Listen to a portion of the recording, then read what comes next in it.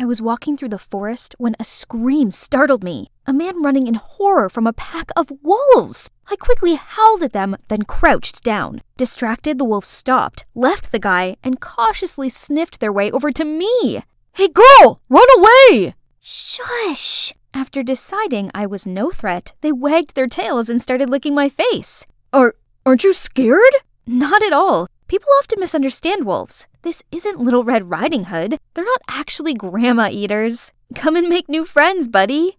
Hi, my name's Winona, an 18-year-old Native American living on the Blackfeet Reservation with my mom. And I'm about to tell you the craziest story of my life. After the wolves left, I helped the guy find a place to clean his wound and told him more about the wolves. So you're a Blackfoot born and bred? It's my first time meeting a Native American. How about you? What brings you here, city boy? I'm actually a pianist wandering here for inspiration. Have you found it yet? Or did you almost lose yourself just then? Inspiration's hard to find, especially when you're a theater pianist. What? A theater pianist. I work at Winter Garden. In New York? Wow, it's my dream to be a Broadway musical actress.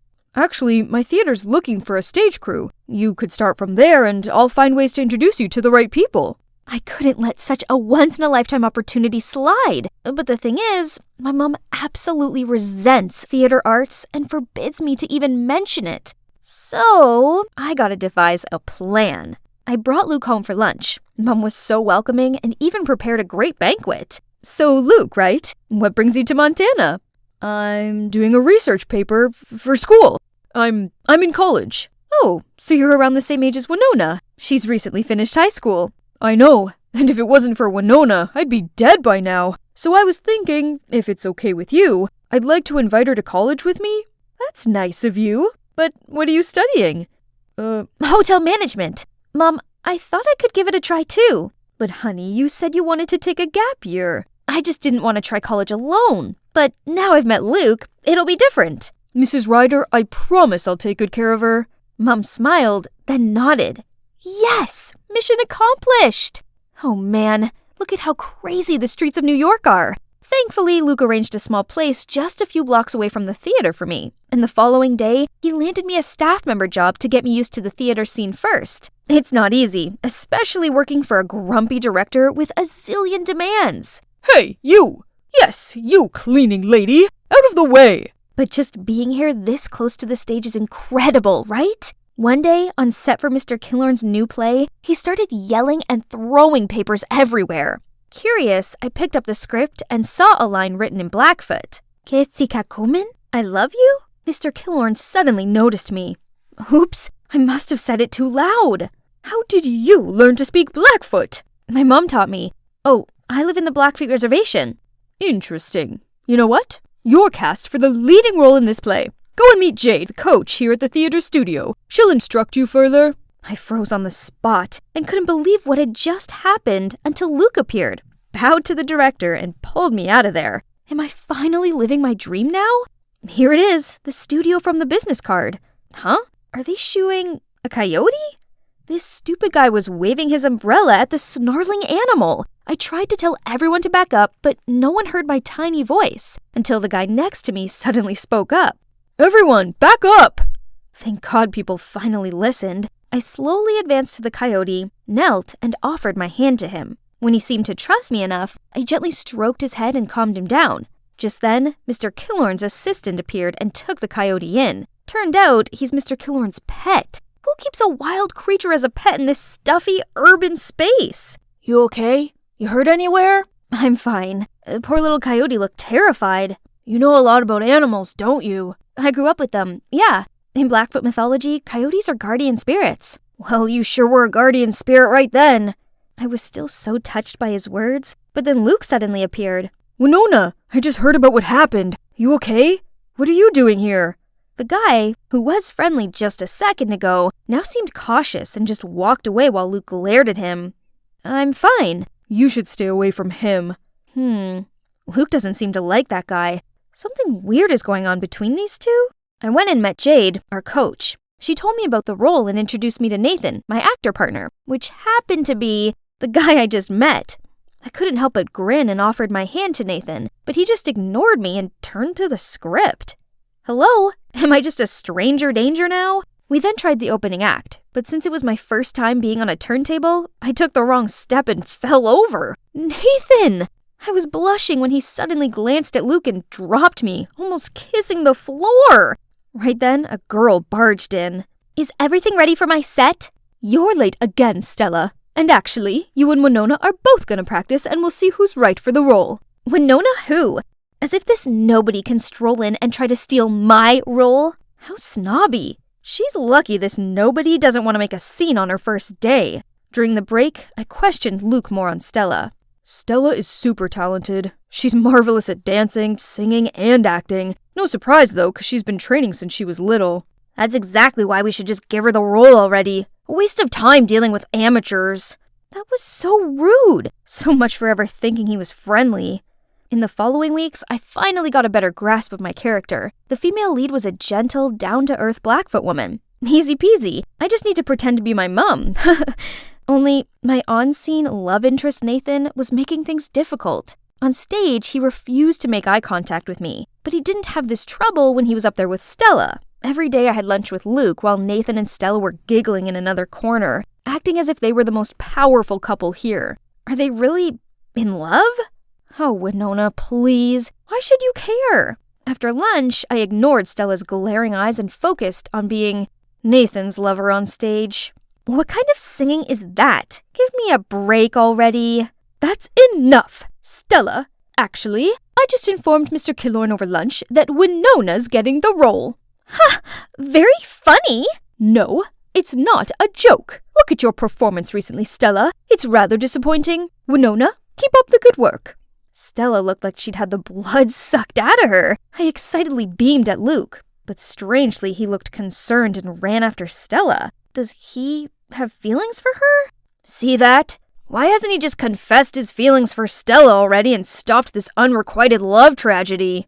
Isn't it because you and Stella are together? And that's also why you're so half-hearted whenever you're on set with me? It's not like that. I just couldn't control myself every time our eyes met. What did he mean by that? Congrats anyways. I always knew you deserved this role. He's right. I'd really worked super hard for this. I'm so close to achieving my dream now. The next day, I rushed into the first official rehearsal and acted my heart out in front of Mr. Killorn and the whole crew. I was dancing away to Luke's sentimental track when the door slammed open. It was Mom! I can't believe you lied to me and came here to do these foolish antics. Oh no. Mr. Killorn turned pale while Jade gasped upon seeing Mum. I tried to tell Mum to let me finish the scene, but... Fine, be this way. Until you come to your senses, you're not my daughter anymore. Mum then stormed out of there. Mr. Killorn told everyone to take a break and also left. I stormed over to Luke and asked if he told my mum the truth. But right when he was stammering, Mr. Killorn came between us. I didn't know you had to lie to your mum to get here. Yeah, sadly. She knows about my acting dream, but she has always been so negative about it. Is that so?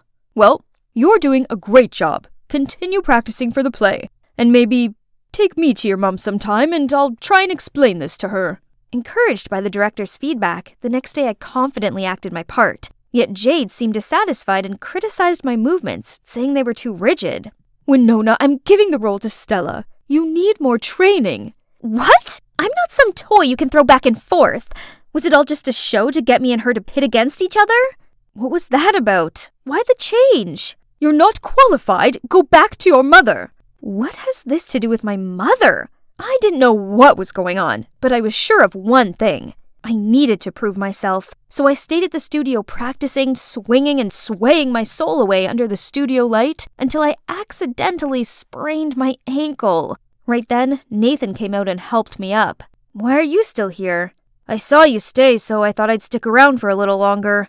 As he spoke, he gently pressed an ice bag on my ankle. I felt the butterflies flapping in my stomach, but suddenly remembered his attitude before and pushed him away, ready to stand up just to fall into his embrace again. You must think I'm so hot and cold, but I just didn't want Luke to misunderstand anything. What do you mean? We're just friends. And what's up with you and Luke? Then he told me how he and Stella were the best of friends back at acting school until Luke appeared. Luke was instantly attracted to Stella and asked Nathan to set them up. Nathan, of course, happily agreed. However, the next day Stella suddenly expressed her feelings for Nathan right in front of Luke. Luke didn't take it too well and thought I was messing with him. He's resented me ever since. So, you and Stella are just friends? We are. Stella might appear childish, but she's good-natured. She's dealing with a lot inside. I've just been watching over her. But right now, she's gonna have to learn to stand on her own since I think I've met my guardian spirit.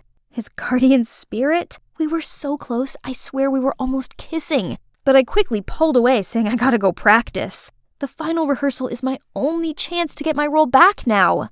I showed up just as a substitute today, but when everybody was ready to rehearse, the only person missing was Stella. No one seemed able to contact her, and the director was growing impatient. Jade had no other choice but to push me onto the stage. Luke didn't seem too happy with this replacement, and suddenly played the piano much faster than expected. Flustered, I took a deep breath and let myself float naturally to his rhythm. During the intermission, I asked Luke what that was about. Drop it, Winona. I already knew. You got in here all thanks to your director dad, yet you fooled me with your little story. It's you who forced Stella away from her chosen role. Who's my dad? Mr. Killorn? Right then I was called for the next act. Still puzzled by what Luke said, I couldn't focus on my part with Nathan. Suddenly I heard Nathan scream my name and leapt to push me to the side. I fell on the floor and saw the massive chandelier land on Nathan. Everybody rushed to check on us, and among the crowd came, Mom? We were all waiting for the doctor to check on Nathan when Luke suddenly spoke out. I'm sorry for what I said, but Jade told me Mr. Killorn is your dad, and you guys forced Stella to drop her role. Mr. Killorn and I both gave Mom astounded eyes. Winona's my daughter? That's right, Andrew. But don't worry, as soon as Nathan's recovered, I'll bring Winona back home and will not bother you and Jade again. No, you've got it all wrong. Why didn't you tell me about our daughter? Jade said if I told you, she would harm Winona. Wait, does this have anything to do with the accident? 'Cause right before the act, I saw Jade talking to a crew member who set up the stage for Nathan and Winona. I'll get this looked into at once. So, this play about Andrew and a Blackfoot woman falling in love, is it about you and Mom? Mr. Killorn didn't reply, but looked at Mom tenderly, and she burst out crying. Right then, the doctor came out, saying we could visit Nathan. Luke quickly pulled me aside, leaving the adults there. How are you feeling? Any discomfort? You're not mad at me anymore? Yeah, sorry for being a jerk. It's alright, dude. Go find Stella before she leaves. She said she was sick of being thrown around. She's taking a leave to reassess a few things. But why me? Aren't you? We're just friends. How many times do I have to tell you? Luke didn't even wait for Nathan to finish and rushed out of there. I wished them a happy ending. And it's indeed happy endings all round. Not only for Luke and Stella, who are now officially an item, but also for Mom and Mr. Killorn. Or should I say Dad? Our family has finally reunited. On the other hand, Jade vanished as soon as her schemes were out in the open. Turns out, all of this was because she'd been in love with my dad for years. So back when Mom was dating Dad, she told her lies about him to get her to leave. Furious that both Mom and I were back, she decided to make us go for good. Dad helped me get a spot in the theater academy in New York, but he misses Mom lots, so always makes excuses to bring me and Nathan back to Montana. You guys need more inspiration, right? New York's just all hustle and bustle. So, how about we move the studio back here? Nathan, what do you think? I don't know, but wherever you are, that's where I'll be. Hey Beans, welcome back to my channel. I'm so cranked to introduce today's special guest, my daughter Elle. Say hi, sweetie. Hi, we're making butter from scratch today. I'm so excited. Elle, can you please do this properly? Mom, it's the 6th take already. I can't even film my arms anymore. If you're still not satisfied, then film it yourself. Hey, I'm Elle, a high school student living in Wisconsin with my mom. From the outside, there's nothing out of the ordinary about us. Well, except that my mom's a vintage-holic.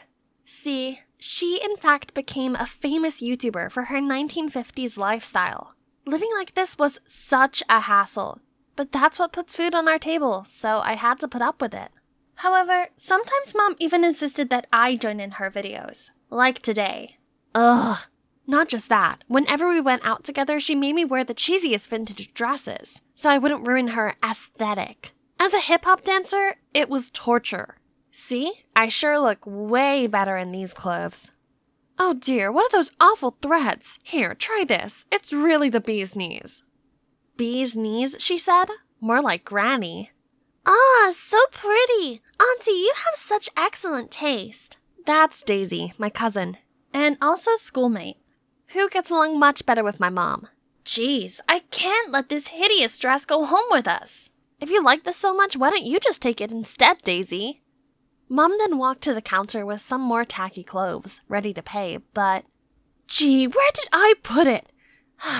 Guess I'll come back another time. Oh, missing something, Mommy? It's okay, Mrs. Fay. You're a regular, so you can pay us next time. Wait, what? No! So, now I had to wear this ugly dress to the boring event Mom was dragging me to. Because the more the merrier. On the way there, Mom was talking a blue steak about how I should behave at the bash. When suddenly, huh? What now? Awesome! This must be the third time this hunk of junk has broken down this month. Isn't it fantastic? And we don't even have phones to call for help.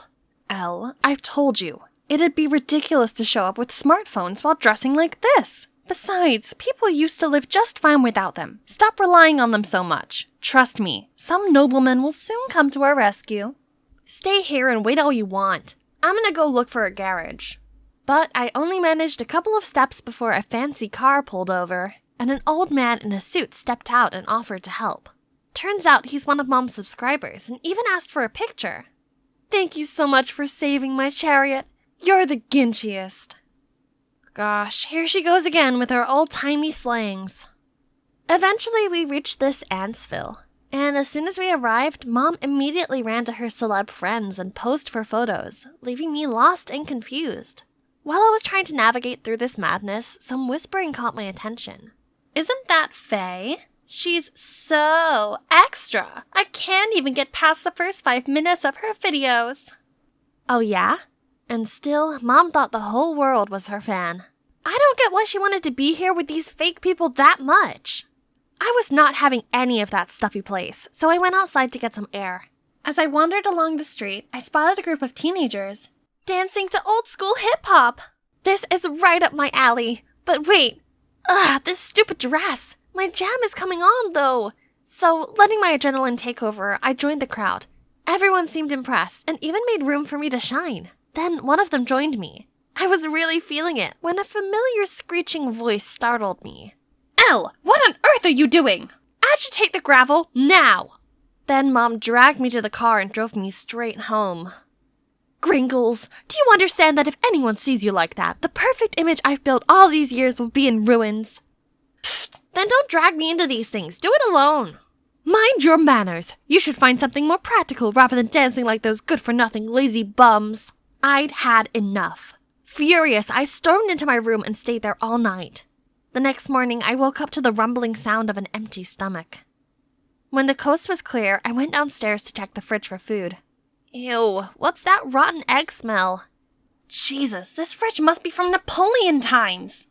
I reluctantly went for an instant soup, but the microwave wouldn't even heat it up. And guess what?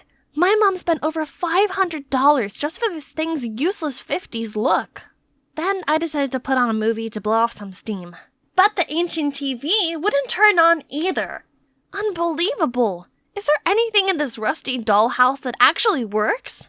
I need to get out of here before going insane. Oh, there's a new family moving in next door. Hang on, isn't that the guy I was dancing with last night? He smiled and waved at me, but I could only force a smile and nodded back. Hey, why the long face? If you're bored, come give me a hand. Then he dragged me over to his yard before I could reply. Once we're done, we rested on the front porch. Turns out his name was Royce. He'd just moved in with his dad and had enrolled at my school. I have to admit, he's quite the charmer, and within minutes, I felt comfortable enough to tell him about my unconventional life with Mom. My mom has way too much free time. I wish she'd find a man. Only then she might quit nagging me. Meanwhile, my dad is always busy. If he had someone by his side, he'd want to spend more time with his family and be less of a workaholic. Wait a minute. So, how about we make them a couple? Today is the day. Our parents have really tight schedules, so planning out this date took a lot of effort. But so far, so good. I told my mom to check out this vintage-themed restaurant in town while Royce told his dad that he wanted some father-son bonding time. Then, oops, we accidentally bump into each other and join tables. Look at my mom, gracefully fixing her hair and acting all charming. I winked at Royce and then we made an excuse to leave the table so the adults could have some private time. It's been a little while. Let's see how the two are doing. Goodness gracious, was Mr. Phillips slurping on the spaghetti? He's making a mess, and Mom seemed really embarrassed. We immediately rushed inside to save this date before it's too late. At the end of the evening, we thought the worst was behind us. Mr. Phillips walked out without holding the door open for Mom, making it swing back in her face. Gosh. Every beginning is difficult, I guess. Over the next few days, Royce and I beat our brains out to try and find a way to save their budding relationship, and came down to this. Mom, I twisted my ankle during practice. Can you please pick me up? Hey, Dad, I forgot my wallet at the practice room. Could you pick it up on the way home? Then we waited until our parents showed up and went inside to lock the door and even turn off the lights for dramatic effect. I immediately heard my mom's horrified scream. Then the room went quiet. I bet Mr. Phillips calmed her down. We waited a few minutes before calling the security guard to open the door, but contrary to our expectations, the one being hysterical was Mr. Phillips, who was now sobbing in my mother's arms. Wait, what? Turns out Royce forgot that his dad, who always sleeps with the light on, is in fact nyctophobic. There goes plan B. This was bad. Everything kept going south and the clock was ticking as Royce's dad had to leave for another business trip soon. We can't accept defeat like this. There must be something your dad's really good at, right? I don't know, he's good at fixing stuff. Ha! Then we know what to do next. While Mom was taking a shower, I waited for my plan to set in motion. 3, 2, 1. Ah! Elle! Help me! I ran over to her to see water shooting out from a broken faucet. After a couple of minutes of struggle, I called Royce's house for help, aka Mr. Phillips. As soon as he arrived, he went straight into the bathroom and helped Mom out of that pool. He looked way too cool, just like Superman. Now, time for his forte to speak up. As expected, he fixed it all in a blink, and Mom even invited the two of them to stay for dinner as a thank you. Great! During dinner, Mr. Phillips kept praising my mom's cooking.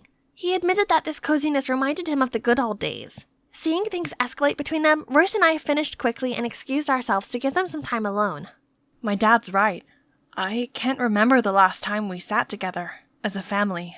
Then he told me that his parents divorced a few years back, and due to his dad's work, they were always moving from place to place, which really wore him out. Seeing his sad gaze made me feel so bad for him. I just wanted to give him a hug. Hold on, what nonsense was I thinking? I immediately brushed off that weird thought, and we chatted until late. The next day at school, I was talking to Royce as usual, when suddenly our conversation was interrupted. Oh my god, aren't you the new guy? How do you know him? Huh? Where did Daisy come from? And is befriending Royce something strange? Then she whispered to me that Royce's good looks hadn't gone unnoticed by other students. Wow, no wonder I kept feeling like we were being watched whenever we hung out at school. Daisy then proceeded to chime in between us and talk to Royce non-stop, even on our way home, when clearly her house was not in the same direction as ours. How annoying! But good news, back at home, Mom seemed to be floating on air. I caught her humming along to love songs, and she didn't nag me at all when I went to dance practice. Royce also said that his dad had been in a great mood too. Sparks were definitely flying between them. Our plan finally worked. Good job, sis. Huh? Was I really gonna be his stepsister? I should be happy with this outcome, right? But what was this uneasy feeling? One day at practice, I walked in on Daisy and Royce and immediately felt awkward, so I just rolled myself into a corner. Why did I react that way seeing them be so close? Is it possible that I've fallen for him? This can't be. We're gonna be family. There's no way this can happen. After that day, I tried to avoid Royce. Despite his new girl, he still bothered me, but I kept my distance. I was brooding all the way home until I heard my mom talking on the phone as I entered the house. And I'll bake you some pecan pie, darling. Wait a minute. Royce and his dad were both allergic to pecan, so who's she being all lovey-dovey with? The next day, as usual, I told my mom I'd go to practice, but actually lingered outside the house to stalk on Mom. I saw her on the couch video calling some strange man. Oh gosh, did my mom really cheat on Royce's dad? How could she? Still in shock, I glumly lurked to Graffiti Alley and spotted Royce and Daisy there. They seemed to be talking about something really serious. So, you already knew? Yeah, ages ago, but it's clear that we can't just force love on someone. So, you mean to just give up and happily watch them see other people? Oh no, so they knew Mom was unfaithful to Mr. Phillips already? How embarrassing. Right at that moment, Daisy spotted me, so I frantically ran away. After school the following day, Daisy wanted to talk with me in private. However, it was not about what happened yesterday. Do me a favor and stop hovering around Royce all the time, will you? But Royce is my friend. I can't just stop seeing him because you said so. If you like him, be my guest. Suddenly, Daisy fell to the ground. Ouch! Why did you push me? Huh? What is she doing? At that exact moment, Royce showed up and worriedly checked on her. Okay, now I know what's going on. Sorry about that. Let me give you a hand. When she was just about to stand up, I shoved her. Now you know what my real push feels like. I noticed Roy's stunned look, but just walked off. Now that I don't seem so great in his eyes anymore, he'll stop approaching me. Sweetie, what's wrong? What's wrong? This is all your fault. If you didn't cheat on Mr. Phillips, everything would be fine. What do you mean? Cheating on whom? Then my mom burst out laughing after I told her. Turns out they never dated. They both saw through our matchmaking plan early on, but decided to just be good friends. And the person I saw Mom video calling with was her boyfriend, but she hadn't introduced him yet because they'd only started dating. But why set us up in the first place? Finally, I had the chance to tell her how I truly felt about being forced into her vintage world and not being able to pursue my love for street dancing. Mom was quiet for a second and then said, "Gee, how silly I've been. I've been inspiring strangers to go after their dreams, but I stopped my own daughter from pursuing hers." I felt so much better after pouring my heart out. I also mentioned Royce's situation with his dad, and she promised to talk to him about it. Hang on. This means... Mom, so you and Mr. Phillips are just friends, right? Immediately, I ran off to find Royce. As if on cue, the doorbell rang, and it was... Daisy! What game is she playing now? If she's here to mess around, come at me already. But surprisingly, Daisy apologized. I'm sorry, I was just blinded by jealousy. And there's nothing going on between me and Royce. He in fact already rejected me the day you saw us at the Graffiti Alley. Also, he asked me to give you this.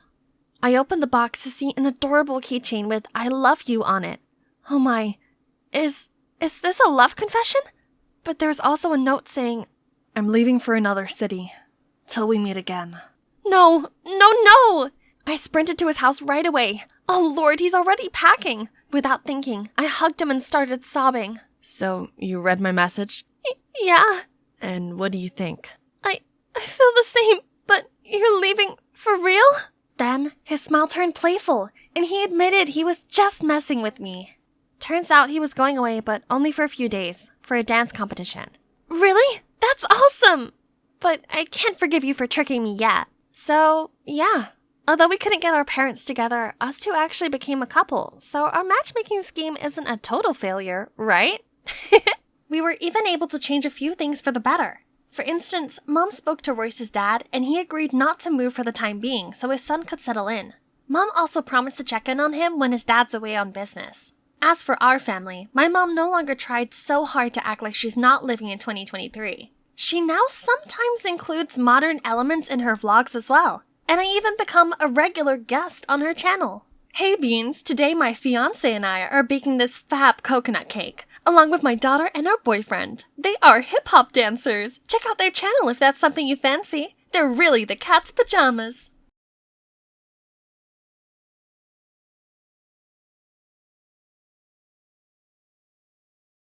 It's not here.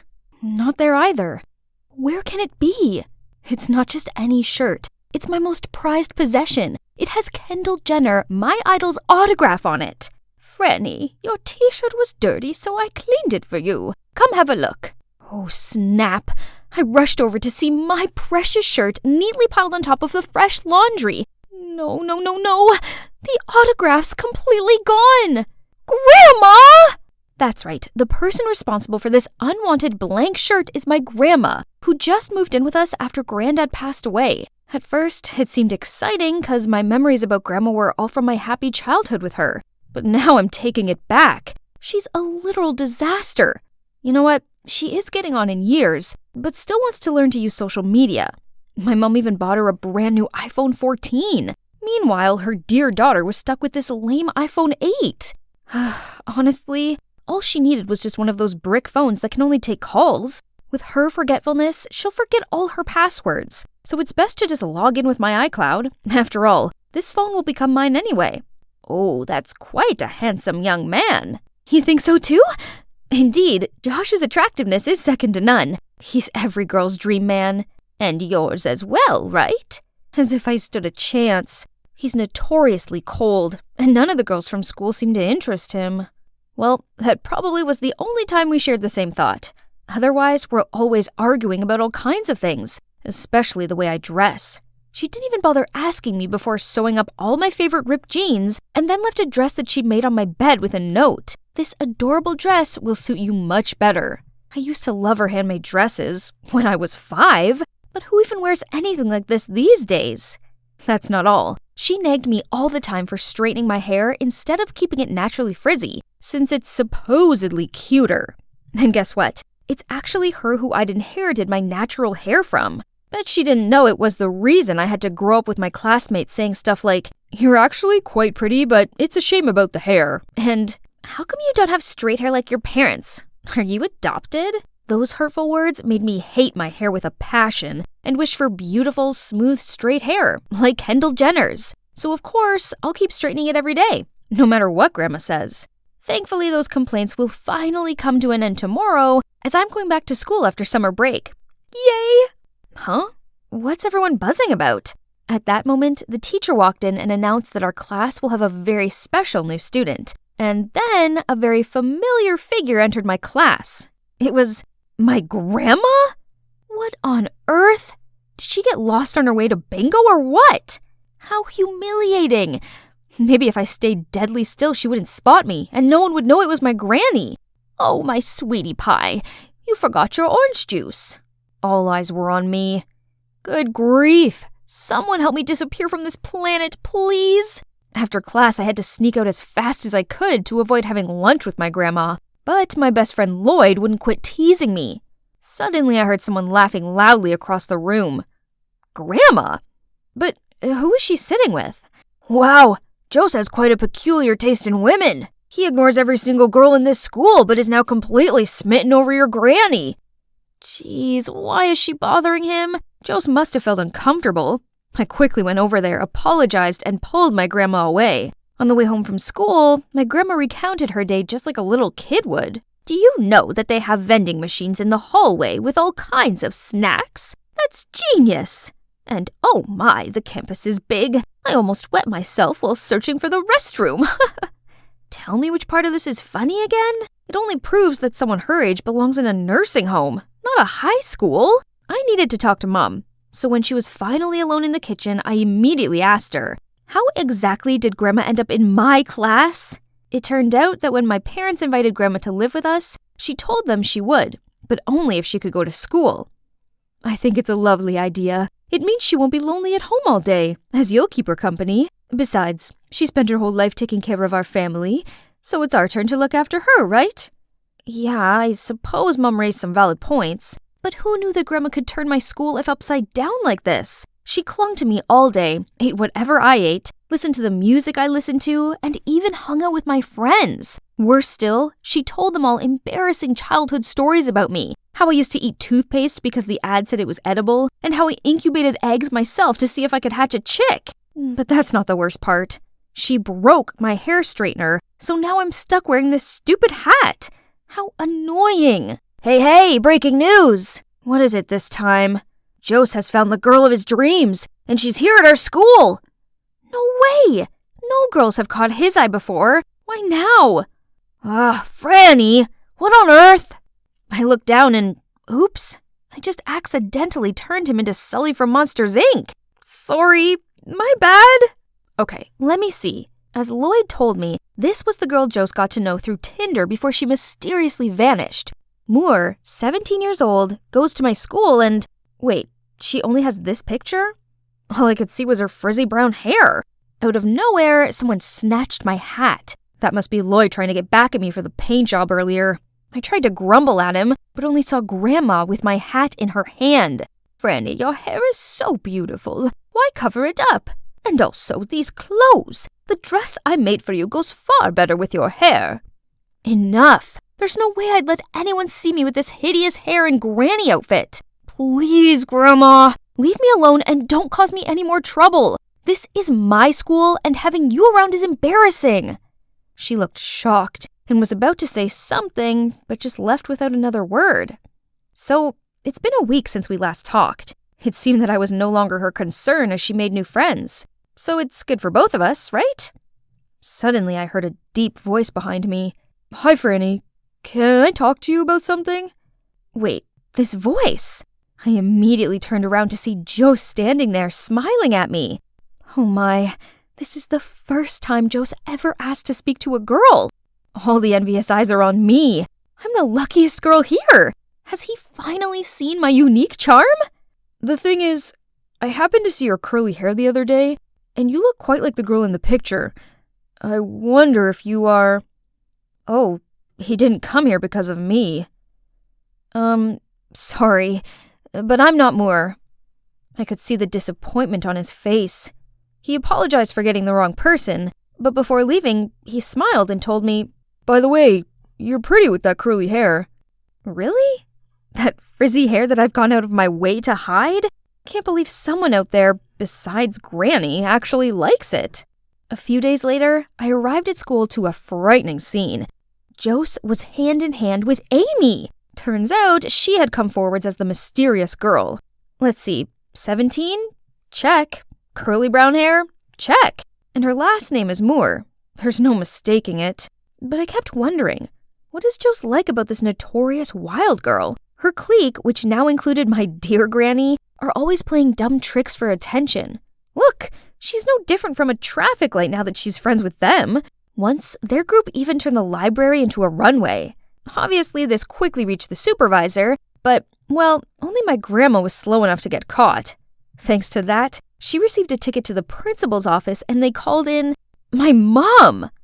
Don't you find it ridiculous that a person this age is still getting scolded by the principal? School is not the place for grandma at all. Performing art requires a bold personality, girl. I might be old, but my spirit remains youthful. You know what? I'm going to participate in the Rise to Fame contest as well. I think I may just win. I turned to my mother with begging eyes, but only received a forced smile and a, just let her do what she wants. You'll lose anyway. Why bother? How about you sign up too, and we'll see who wins? Ha! Fine. Challenge accepted. I'll defeat you easily, Granny. Just wait and see. Finally, Rise to Fame, my school's annual competition, arrived. Each team of 3 will participate in different rounds, with the 2 best teams going to the final. First round, handball was a piece of cake for us. Having 2 sporty types on the team helped with that. As for Granny's team, which consisted of herself, Jose, and Dolly Amy, they were eliminated almost immediately. After sports was a Sudoku round. Each team will compete against one another. Whoever solves the puzzle first wins, which should be a breeze because I used to spend rain-filled afternoons playing this game with Granny as a kid.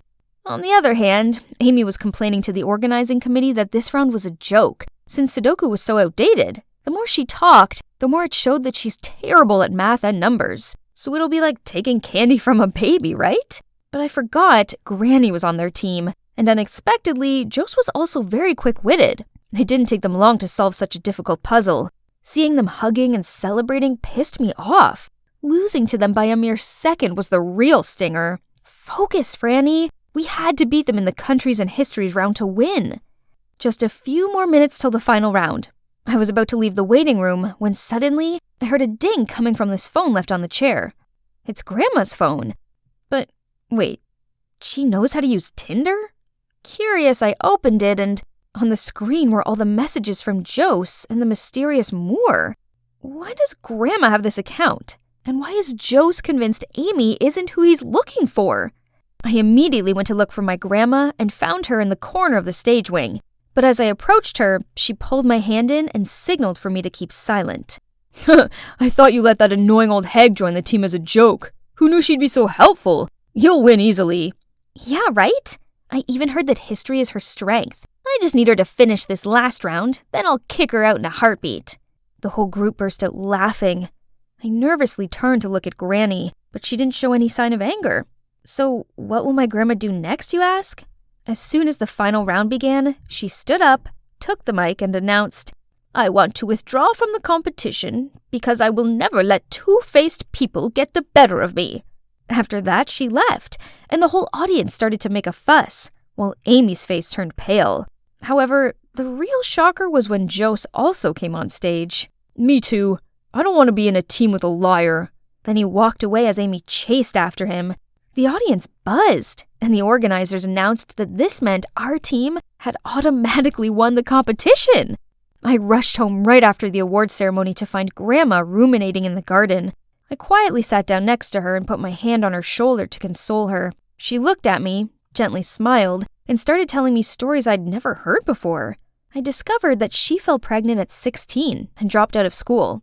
Her friends weren't very nice to her, so she'd never resumed her education. So now she had time, she decided to go back to school to experience her lost youth.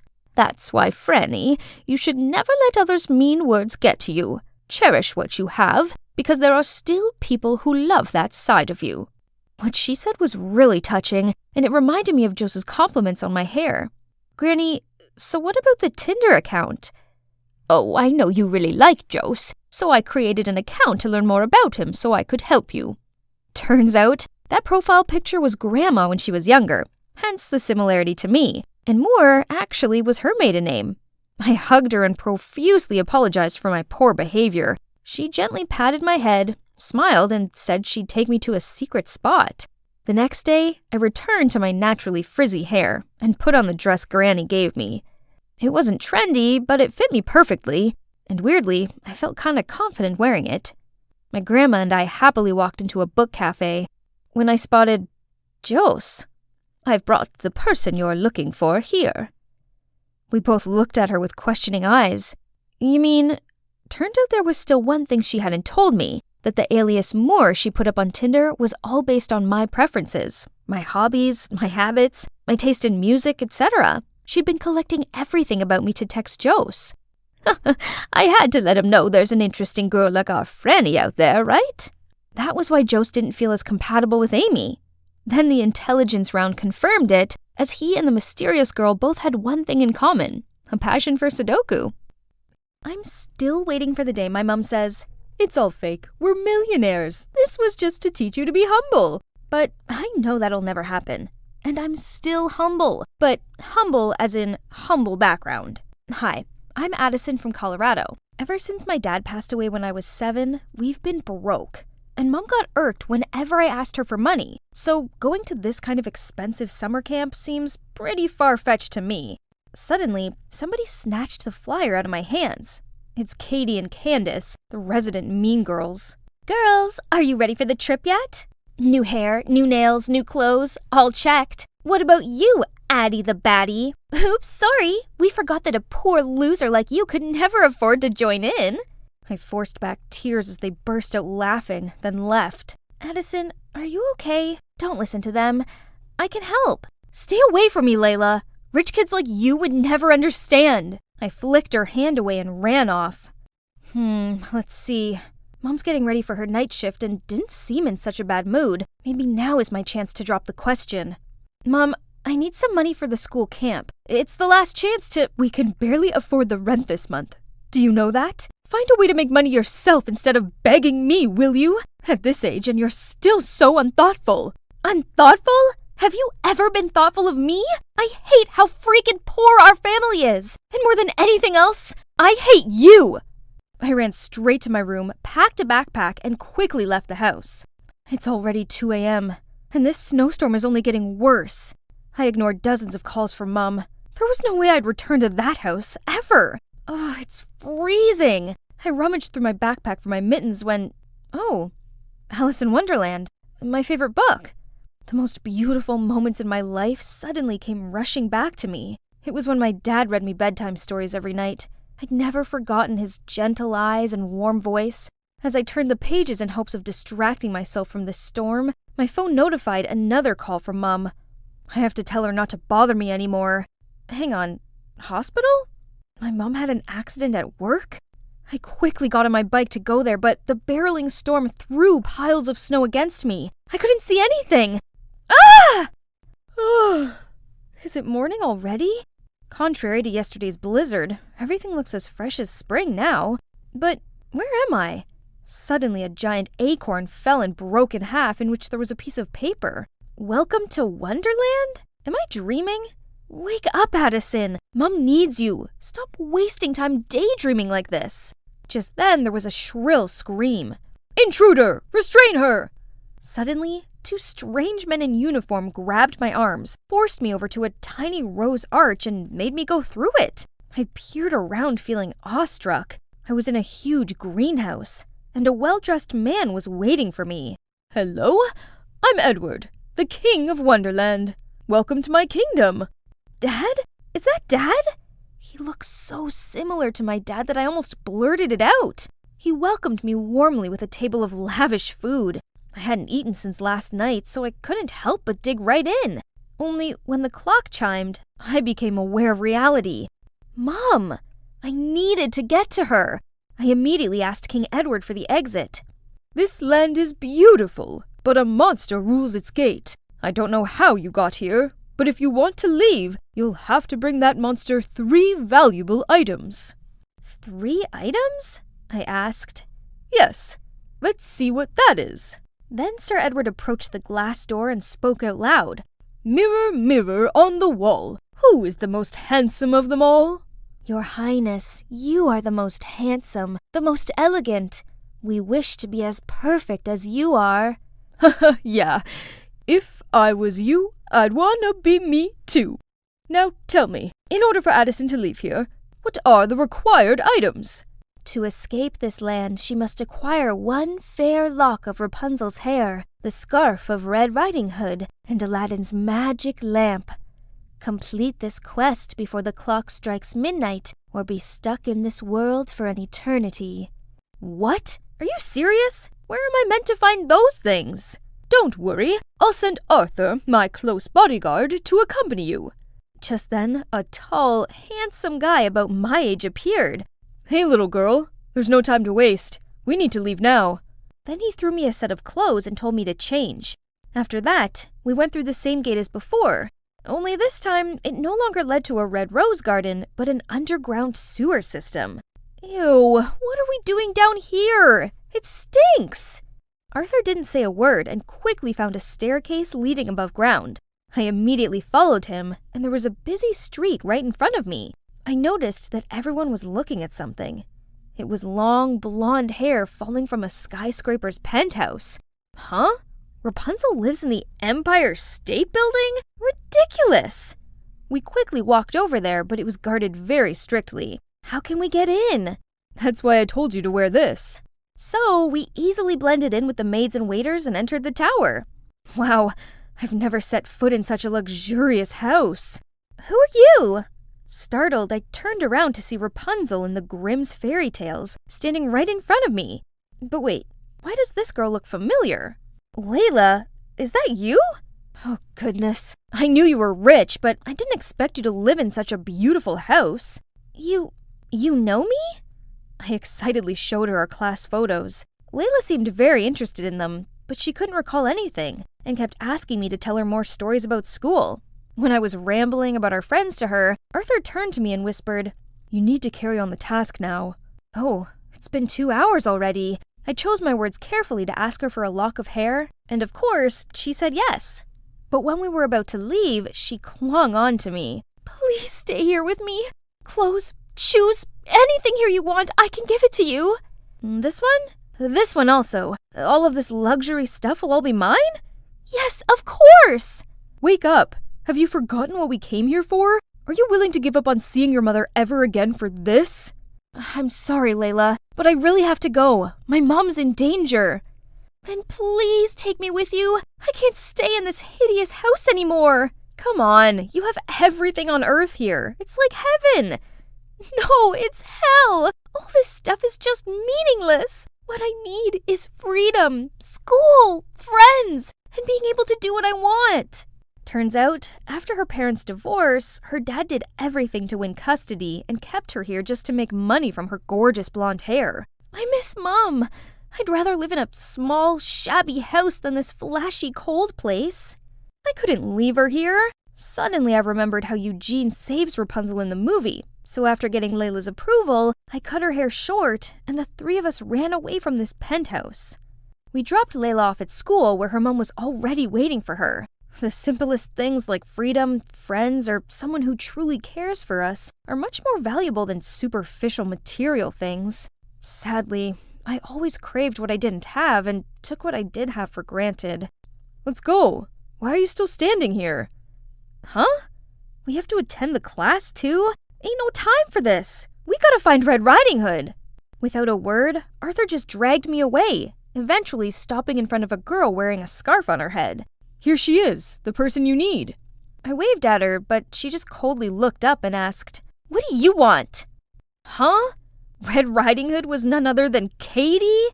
I'll get right to the point. I really need your red scarf. Can you... Excuse me? This is Gucci. Do you know how much it costs? It's from even the limited edition. Look at you. You probably don't even have a dime to your name. Yeah, it is true, but I really need this scarf. I'll do anything you want. All right. Hope you don't regret saying that. Right after that, a luxury car came to pick us up. We stopped at an apple farm, which was familiar to me as it was where my mom worked. Well, I want to bake an apple pie for my mom, so pick me a box of apples. Remember, you have to do it alone. Your friend's out. My mom can even pick an average of 12 boxes a day, so one box was just a piece of cake. But who knows, her one box was actually a container of 1,000 pounds of apples. Did she want to bake for the whole town? Oh, I'm exhausted. Who on earth could pick apples under this scorching heat for hours? My head started spinning. Losing balance, I fell off the ladder. Luckily, Arthur caught me just in time. Still, your mom does this every day. Can you imagine how hard she works to earn food for the family? Maybe that's why my mom is always tired and cranky. Suddenly, I missed her so much. I finally harvested enough apples and brought them in to exchange for the scarf. But Katie still made me choose the 10 most perfect apples out of them. No matter which ones I chose, she gave a dissatisfied scowl. This apple is not okay. Neither is this one. It has a 2-centimeter scratch. You're too much. It's all the same. No way. Everything for my mom must be the best. She's sick and I need a perfect pie for her. Then Katie told me that when her mom was pregnant, she found out she was sick. The doctor advised her to terminate the pregnancy for her safety, but she refused and risked her life to give birth to Katie. Hearing that story, my eyes just naturally welled up with tears. What now? Are you tired from this little bit of work? No, I just miss my mom so much. I really want to get back to her. I realized that even Katie, the heartless, mean girl, still loves her mom this much. Yet, all I do is ask and plead with my mom. I'm such a terrible child. If you love your mom that much, you know what to do from now on. Help me deliver this gift to your heroic mother, will you? And here, take it and complete the mission. Finally, we've arrived. Our final destination is a museum. Arthur said that there will be a secret room with the magic lamp, but getting the key to that room was already a hassle. There were security lasers all over the place, so we broke in through the ventilation system. Arthur tied a rope around my waist and then slowly dropped me down where the key was. Just a little more and I got it! But as soon as I touched the key, a drop of my sweat fell, causing the alarm to go off. The guards rushed in from the door, but fortunately, Arthur pulled me up in time. We got out of the ventilation system, but this place was like a maze. Then Arthur pulled me to hide behind a wall. Little by little, his face was getting closer and closer to mine, and my heart was pounding like crazy. Suddenly, the whole wall behind me moved. Turns out there was a secret staircase leading down to the basement, and it took us no time to find the room. Huh? Where's the magic lamp? Arthur approached the only object in the room. It's a projector. He turned it on, then on the white wall appeared the image of my mum, being tired after a long day of work. But when she got home, she still came to check if I was sleeping well. The image of her waking up early to make me my favorite breakfast. Above all, she totally knows about the camping trip and is trying to work overtime so I could join it. Time is running out. You should hurry to go back and hand in these items. I tried to regain my composure, quickly wiped away the tears, and left with Arthur. I'll be back with my mom soon. I'm back! Please take me to the gate. Suddenly, a chiming sound got me frozen. I'm sorry, but time's up. You failed the quest. But why worry? It isn't so bad here. You'll have everything you could ever want. At any cost, please lead me to that monster. I don't need anything else. I just want to be with my mom. I've been thoughtless all this time. I can't leave her when she needs me most. Actually, there is no monster here. It is the greed, selfishness, and ingratitude inside of every one of us. But I can see you already defeated your monster and learned the lesson. So, you can go back to your mom now. Huh? Everything was so bright. Where was I? Honey, you're awake. Thank goodness. Someone squeezed my hand. It was Mom. Mom told me how she'd collapsed at work due to overworking. Then she found out I'd fallen off my bike in the snowstorm and knocked myself unconscious. Here you go, sweetie. My mom placed some money in my hand. Now you can go on the camping trip. I'm so sorry for upsetting you, and I promise I will work extra hard so you don't have to go without. I burst into tears and shook my head. I don't need it. I don't want you working overtime and putting your health at risk for me. Having you healthy and by my side is all I need. Mom, please forgive me for everything. As we pulled apart, I noticed someone standing in the doorway. Arthur. Turns out it was Arthur who rescued me in the snowstorm. Thank you so much. You're my knight in shining armor. Anytime. I'm just glad you're okay. I mean it. I wouldn't have completed the tasks without you. Huh? What tasks? Looking into his dreamy eyes, I honestly felt like he'd been sent by my dad to help me learn from my mistakes and be grateful for what I had. Never mind. I'm just glad you're here. ฉันดำดิ่งไปกับท่วงทำนองอันไพเราะที่พ่อกับฉันเคยเล่นด้วยกันจนกระทั่งทั้งสองคนทำบ้าอะไรกันอยู่ฮะฉันตกใจหันไปก็เจอกับไซเรนจ้องมาด้วยดวงตาที่เดือดดาลพระเจ้าช่วยฉันได้สติขึ้นมาทันทีแล้วก็รู้ว่าข้างกายของฉันคนที่เล่นดนตรีด้วยกันไม่ใช่คุณพ่อของฉันแต่ว่าเป็นไอแซคแฟนของเธอโอ้ไม่นะฉันทำบ้าอะไรเนี่ยฉันรีบปาดน้ำตาออกแล้วก็เดินไปเลยแต่ว่าไอแซคก็จับมือของฉันเอาไว้แล้วก็มองอย่างสับสนแค่กลับมาอยู่ในบ้านนี้ก็ลำบากมากพอแล้วยังต้องมายุ่งกับรักสามเศร้าอีกเหรอเนี่ยฉันพยายามชักมือออกแล้วก็วิ่งหนีมาใช่อีกแล้วค่ะเฮเซลในเรื่องราวตอนก่อนเพื่อนๆลากให้ฉันมาช่วยไอดอลของพวกเธอที่ชื่อว่าไอแซคกับแฟนสาวนักแสดงชื่อดังไซเรนให้หนีออกมาจากสายตาสื่อสักพักตอนนี้ฉันต้องมาติดแงกในบ้านเก่าของครอบครัวและต้องเผชิญหน้ากับอดีตตัวเอง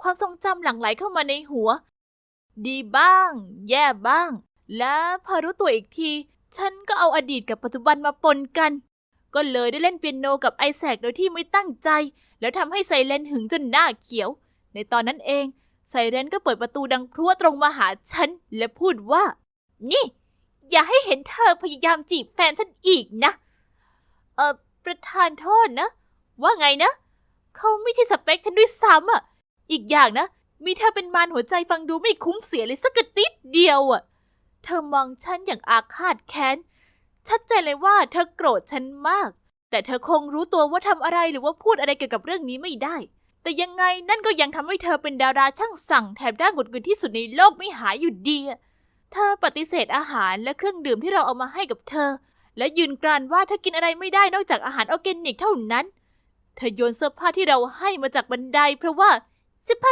สมๆแบบนี้ไม่เหมาะกับฉันหรอกนะแล้วเธอก็สั่งให้ไอวี่ไปหาเสื้อผ้าแบรนด์เนมมาให้มีอยู่ครั้งหนึ่งที่โซอี้ต้องขับรถเป็นชั่วโมงไปที่ห้างเพื่อหาเทียนหอมไม่กี่อันทำไมน่ะเหรอก็ไซเรนหาว่าฉันปล่อยพลังงานด้านลบออกมาจนกระทบกับการนอนและสุขภาพของเธอไงล่ะเธอก็เลยต้องชำระล้างออร่าแถวๆนั้นออกเฮ้ยไร้สาระสิ้นดีอ่ะเธอหัวถึงหมอนปุ๊บก็หลับเป็นตายไปเลย ดูเหมือนว่าการอยู่ในบ้านเดียวกันกับไอดอลแล้วก็แฟนของเขาดูจะไม่สวยหรูอย่างที่ฝันเอาไว้เห็นด้วยไหมไอวี่โซอี้แต่ยังไงซะไม่ว่าไซเรนจะเหมือนฝันร้ายไอแซกก็ยังทำให้ฉันประหลาดใจทีเดียวจริงๆเขาคอยช่วยตอนที่อยู่บ้านนี้เยอะทีเดียวเขาเป็นกุ๊กมือฉมังและคอยช่วยซ่อมของในบ้านได้ด้วยโอเคยอมรับว่าฉันเคยคิดว่าเขาเป็นแค่ดาราไร้ประโยชน์แต่ดูเหมือนเขาจะช่วยแบ่งเบาได้สบายมากยังไงก็ตามนิสัยของเขาพอจะหักลบกับนิสัยน่ารังเกียจของแฟนเขาได้อยู่บ้างซึ่งทำให้สถานการณ์ที่นี่พอทนไหวมีครั้งหนึ่งเราออกไปพายเรือใกล้ๆคฤหาสน์กันก็พูดให้ถูกคือฉันพายมีแค่ฉันเพราะว่าจะไปคาดหวังอะไรกับซุปเปอร์สตาร์2 หน่อได้แต่แถวนี้ก็สวยดีนะว่ามามันเป็นไอเดียบันเจิดของไซเรนเพราะว่าเธออยากได้รูปลงIGคุณคงคิดว่าโซอี้กับไอวี่ไปไหนเหรอค่ะพวกเธอต้องไปตะเวนร้านในเมืองรอบๆเพื่อหาโฟลกาถูกจริยธรรมดูนางสิบอกว่าไม่สบายก็เลยพายเรือไม่ไหวดูเหมือนเธอจะแข็งแรงพอที่จะยิ้มให้กล้องแล้วก็โพสท่ามากมายเป็นโหลได้สบายมากทันใดนั้นไซเรนก็ตัดสินใจยืนเพื่อให้ได้แสงดีขึ้นซึ่งทำให้เรือโคลงเคลงฉันตะโกนบอกให้เธอนั่งลงแต่แล้วยังไม่ทันที่ฉันจะรู้เรื่องอะไรเรือก็พลิกคว่ำและฉันก็ตกลงไปในน้ำฉันตีแขนและขาพยายามตะเกียกตะกายเอาหัวโผล่ขึ้นมาจากน้ำสุดชีวิตแต่ก็เปล่าประโยชน์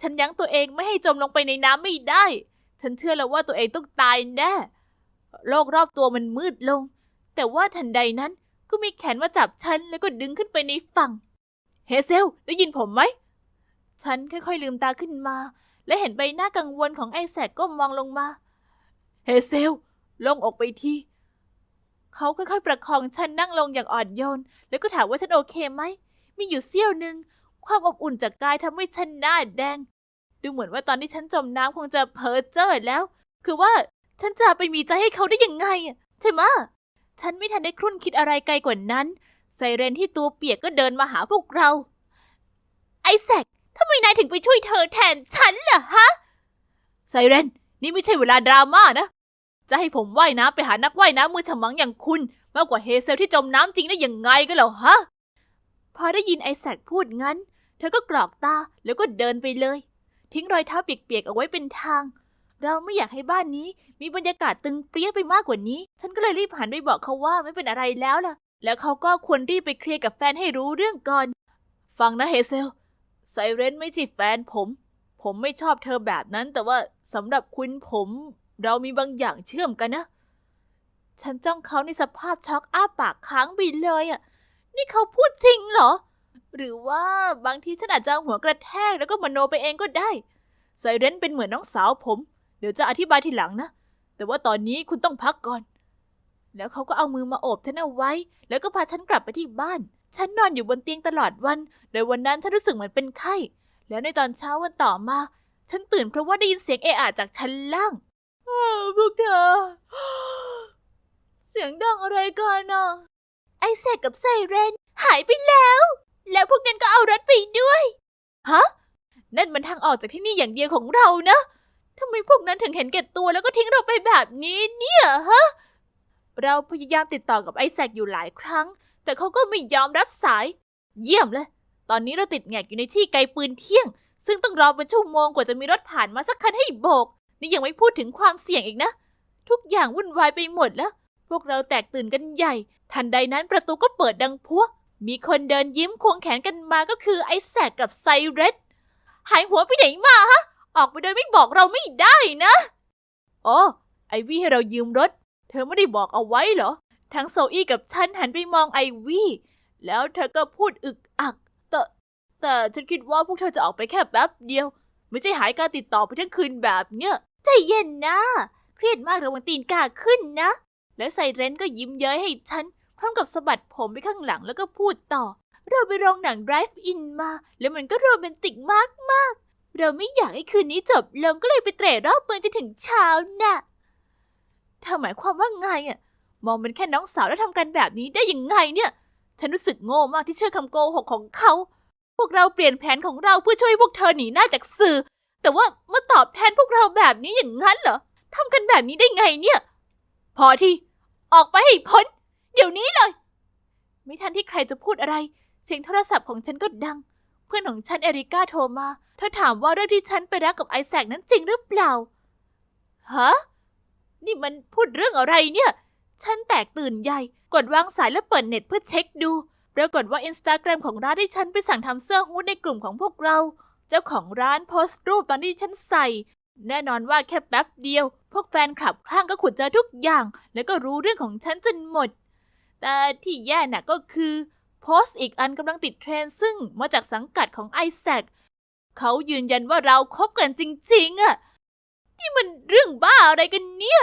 ฉันรีบบอกไอแซคให้โทรหาสังกัดของเขาแล้วก็เปิดลำโพงคุยกันไอแซคเราสมรสแล้วนี่นายรู้จักกับนักเปียโนนักแต่งเพลงชื่อดังเอ็ดเวิร์ดมอร์เรสใช่ไหมเฮเซลมอร์เรสเป็นลูกสาวของเขาหมายถึงอะไรอ่ะทุกคนร้องอึ้งใส่ฉันเพราะว่าช็อกบางทีคงได้เวลาเปิดเผยความลับในอดีตแล้วล่ะความจริงที่ปิดบังมานานมากใช่เอ็ดเวิร์ดมอร์เรสเป็นพ่อฉันแต่ฉันสาบานกับตัวเองไว้เมื่อ10 ปีก่อนว่าจะไม่คุยกับท่านอีกผู้จัดการของไอแซคพูดบางอย่างหน้าด้านต่อว่าข่าวเช้าของฉันจะส่งผลดีต่องานของไอแซคเลยไม่จำเป็นต้องปิดบังเอาไว้ในตอนนั้นเองไซเรนก็ตะโกนขึ้นพูดเรื่องบ้าอะไรกันเนี่ยอยู่กับไซเรนอีกแล้วเหรอเนี่ยบอกไปแล้วไงว่าถ้าไม่อยากงานเข้าอย่าไปยุ่งกับแม่นั่นนะหุบปากไปซะไซเรนโมโหคว้ามือถือไอแซคมาแล้วก็ตัดสายไปนี่ไอแซคบอกทุกคนไปซะว่านายน่ะรักฉันไม่ใช่หล่อนน่ะไซเรนเราไม่เคยรักกันเธอคิดไปไกลเองฮะพวกคุณไม่ได้คบกันเหรองั้นเราก็เข้าใจผิดมาตั้งแต่ต้นเลยงั้นสิก็ว่าแล้วมีอะไรแหม่งๆอ่ะแต่เธอก็แซงทำเป็นแฟนเขาแล้วก็ทำเหมือนว่าเราเป็นเบสของเธอเนี่ยนะไซเรนยืนหน้าแดงก่ำอยู่ตรงนั้นกำหมัดเอาไว้แน่นฉันทุ่มเทให้นายทั้งใจแต่นายกลับทำร้ายฉันคราวนี้นายพลาดแล้วล่ะไอแซครอดูได้เลยไซเรนเดินไปห้องของเธอแต่ว่าคราวนี้ไม่มีใครรั้งหรือว่าตามไปปลอบเธอวันถัดมาเราก็เห็นว่าไซเรนหายไปแล้วไม่มีใครรู้ว่าเธอไปไหนเราหวังแค่ว่าเธอจะไม่แค้นฝังหุ่นมากจนหาเรื่องให้พวกเราเพิ่มก็พอแล้วเรารีบเก็บข้าวของขึ้นรถเตรียมที่จะกลับไปใช้ชีวิตปกติแต่ว่าจู่ๆกลุ่มนักข่าวและนักหนังสือพิมพ์ก็โผล่มาจากไหนก็ไม่รู้ห้อมล้อมพวกเราไอแซคคะคุณไซเรนไว้บอกว่า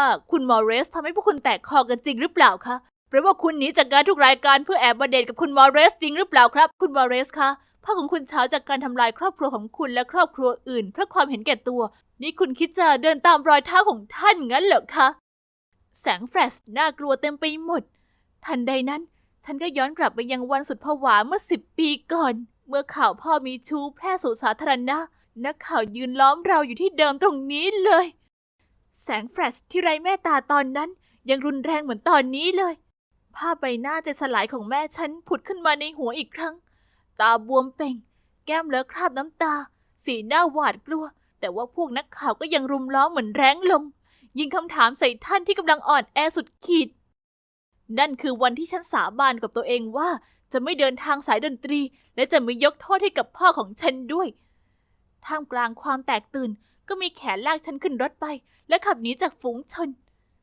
ไอแซคนั่นเองเขาเปิดเพลงเปียโนช่วยบรรเลงทำให้ใจฉันสงบลงแล้วเขาก็ขับต่อไปสุดท้ายเราก็มาจอดที่ร้านขายของชำเล็กๆเฮเซลดื่มนี่ก่อนขอโทษนะที่ลากคุณมาเจอเรื่องแบบเนี้ยประเด็นก็คือผมไม่ชอบการบริหารของสังกัดผมมาสักพักแล้วพวกเขาไม่ยอมให้ผมทำเพลงตามที่อยากแต่ผมไม่คิดว่าจะถึงขั้นบีบให้ผมโกหกเพื่อชื่อเสียงแบบเนี้ยฉันเก็ตความรู้สึกนะฉันเคยอยากเป็นนักเปียโนเหมือนกับพ่อแต่ท่านก็ทำลายฝันของฉันเพื่อไล่ตามความก้าวหน้าท่านนอกใจแม่ฉันไปหาผู้หญิงที่แต่งงานแล้วและทิ้งครอบครัวของเราไปฉันเกลียดวงการศิลปินอันซับซ้อนขึ้นมาสาบานว่าจะไม่เป็นแน่นอนแต่นั่นก็ทำให้ฉันเริ่มชิงชังเสียงเปียโนขึ้นมาด้วยผมเสียใจกับเรื่องนั้นแต่ว่าศิลปะไม่ผิดนะมันสะท้อนคำโกหกได้ชัดเจนออกจริงว่าผมฟังเสียงเปียโนของคุณและคุณมีพรสวรรค์ซื่อตรงกับใจตัวเองและอย่าให้ใครมาขัดขวางความจริงใจนั้น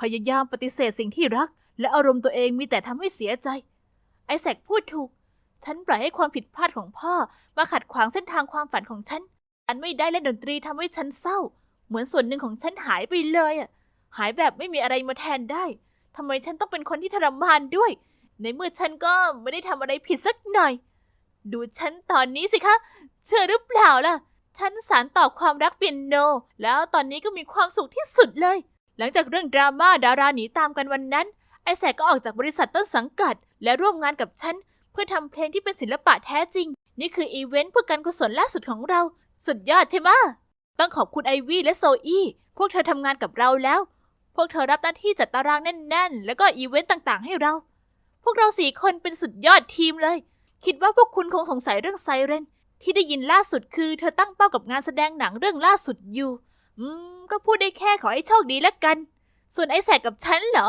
ก็พวกสื่ออ้างว่าพวกเราเป็นแฟนกันพวกเราก็เลยเปลี่ยนจากข่าวปลอมให้เป็นข่าวจริงซะเลย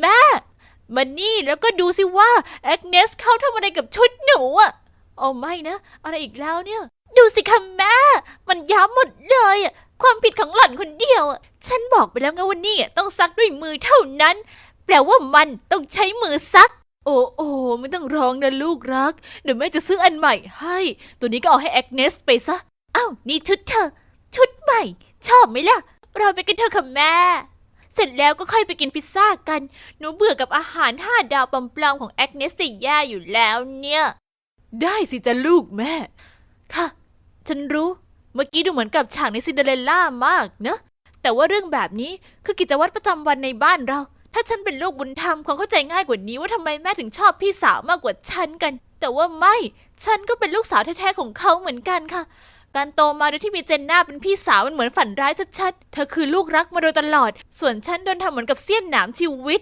ถ้ามีอะไรพังฉันจะโดนด่าพอเจนน่าขโมยของฉันแม่ก็จะพูดว่าฉันควรที่จะดีใจแล้วก็ยังพูดถึงเรื่องปาร์ตี้วันเกิดตลอดหลายปีเจนน่าได้จัดคนเดียวทั้งทีมเทพนิยายมีนักมายากลให้อาหารสัตว์และคัพเค้กเป็นฉันส่วนฉันน่ะเหรอก็ได้ก็แค่การ์ดพร้อมกับแบงค์20 เหรียญยับๆใบหนึ่งเรื่องเรียนก็เหมือนกันถ้าหากว่าเธอหลุดได้ซีในดงเกรดดีแม่ก็จะตบรางวัลด้วยเครื่องเพชรเครื่องสำอางฉันน่ะเหรอพอหลุดได้ซีตัวเดียวจากปกติได้เอแม่ก็จะพูดแบบว่าฮะนี่ฉันจะคาดหวังไปทำไมกันนะบางทีฉันก็สงสัยว่าความลำเอียงนี้เป็นเพราะว่าเจนน่าทั้งสวยและเป็นคนป๊อปเธอเหมือนกับแม่เวอร์ชั่นเด็กมากๆส่วนฉันเป็นคนที่เก็บตัวกว่าและดูไม่ค่อยเหมือนกับแม่เลยจะว่าไปแม้ว่าฉันจะอยู่ในบ้านอึมครึมและไม่แฟร์แบบนี้ฉันก็ยังมีเรื่องที่ชอบนั่นคือการทำครัวเอาจริงๆนะคือฉันติดรายการทำอาหารในทีวีและพยายามหาทางทำตามอยู่เสมอความฝันฉันคือเป็นหัวหน้าเชฟในร้านอาหาร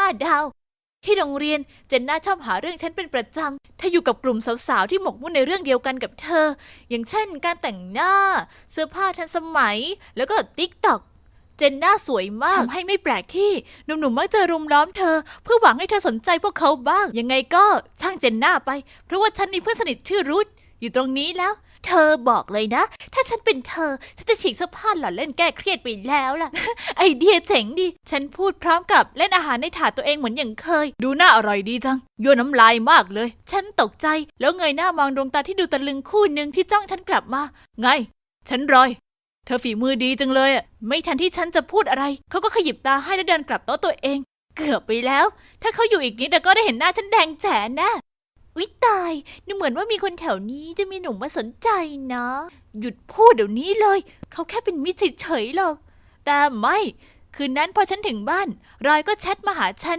แล้วเราก็คุยกันยาวเลยเขาชวนฉันไปกินมื้อเที่ยงในวันพรุ่งนี้ด้วยนะเย้น่าตื่นเต้นมากค่ะพอฉันเข้าไปในโรงอาหารก็เจอรอยนั่งรออยู่ที่โต๊ะแล้วแต่ฉันเห็นกลุ่มของเจนน่าเดินผ่านมาและฉันก็ไม่อยากหาเรื่องพี่สาวนิสัยเสียดังนั้นฉันกำลังจะเดินหนีไปแต่ว่าในตอนนั้นเองรอยก็ยิ้มและโบกมือให้กับฉันวิตายแล้วหนุ่มหล่อคนนั้นกำลังโบกมือให้เธอแหละเจนสาวคนหนึ่งชมเจนน่าโดยที่ฉันยังไม่ทันตอบรอยเจนน่ารีบจัดทรงผมตัวเองและยิ้มเกรงๆให้กับรอยแต่เขาก็เดินผ่านเธอมาหาฉันนี่ฉันให้เธอวันนี้เธอทำเมนูดาวมิชลินอะไรมางั้นเหรอฉันยิ้มให้รอยและทำได้เพียงไปนั่งข้างเขามองสายตาเกลี้ยกล่อมของเจนน่าไปแม้เรื่องเจนน่าจะชวนให้อึดอัดมื้อเที่ยงกับรอยก็สุดยอดมากๆเลยค่ะหลังจากนั้นเราเริ่มไปเที่ยวด้วยกันบ่อยขึ้นเขาน่ารักตลกและสนับสนุนเส้นทางเชฟของฉันมากๆเลย แล้ววันหนึ่งรอยก็ส่งคัพเค้กที่มีน้ำตาลรูปหัวใจ